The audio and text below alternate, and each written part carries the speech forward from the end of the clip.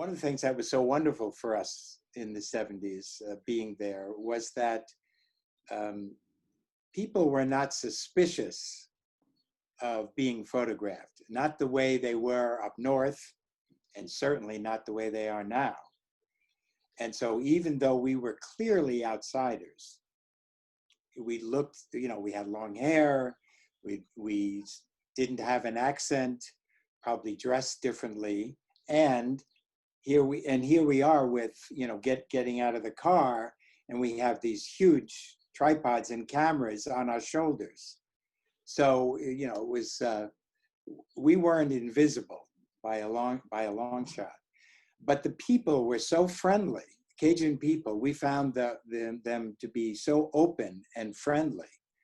And of course, once people found out that we were really interested in them, in their lives, in how they cook things, or how they made things, or how they fished, they brought us in with open arms. There was no problem. And that was a very important part of the project, I think, at the time. Now we use the word now, especially in terms of photography, they talk about a photographer is embedded in this, with this subculture group, or in this, or this police department, or whatever.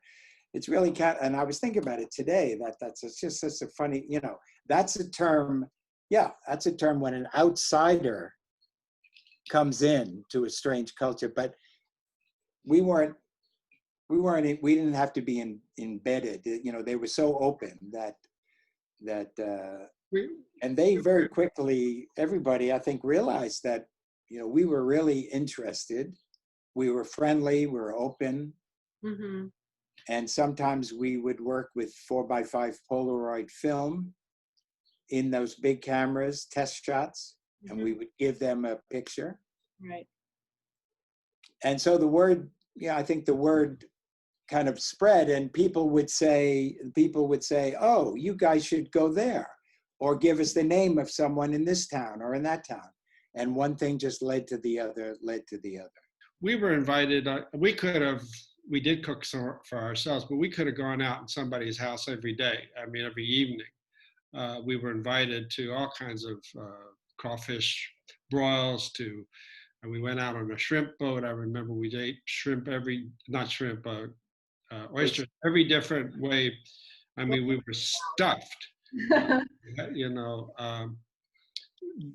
We were always invited, and people would tell somebody, you should go for the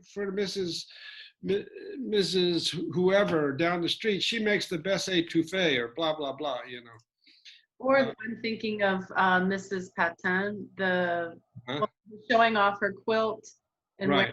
And right. Regards Soleil, yeah. Right. I just love how intimate it is that she invited you into her home, and she has like the 3 purses hanging on the wall. It's just those kinds of intimate domestic. We had no problem, and I doubt that you could have that kind of access into probably any culture quite that way without really being there for an awful long time, longer than we were. Yeah, now, because of people's suspicions, yes.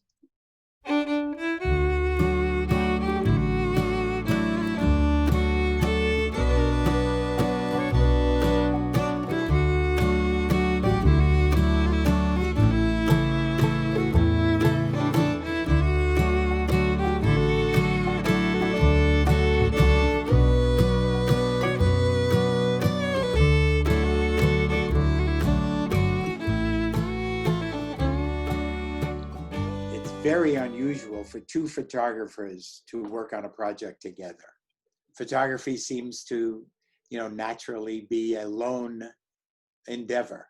Mm-hmm. And so I think it takes 2 particular kind of personalities to be able to do that, to maintain your own ego, but be selfless at the same time, all in keeping in mind what the end of the project, what's important for the project.